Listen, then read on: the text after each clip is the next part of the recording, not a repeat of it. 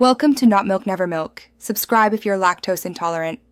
You already have the essentials: Meerkat installer and JDK. First, open Android Studio Meerkat and point it to the SDK path. This links tools and emulators. Next, create a new project.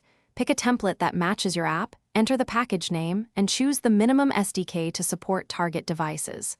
Once done, let Gradle sync. It downloads dependencies. Make sure to watch the event log for missing SDK components so you don't stall later.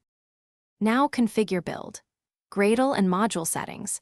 Set the Kotlin or Java version, enable view binding or Jetpack compose as needed, and sync Gradle.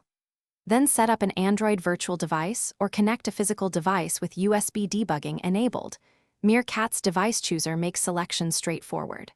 Once configured, design your UI in the Layout Editor or Compose Preview, implement activity logic, and use Logcat to trace runtime behavior. As you iterate, finish by running unit and instrumentation tests, reviewing failures in the test results panel.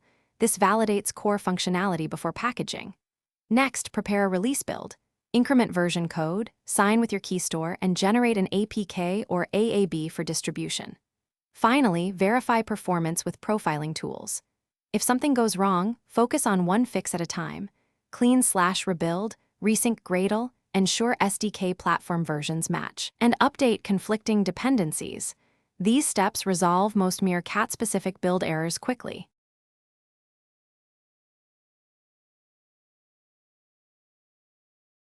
Thanks for watching. If this was helpful, leave a like and consider subscribing. See you next time.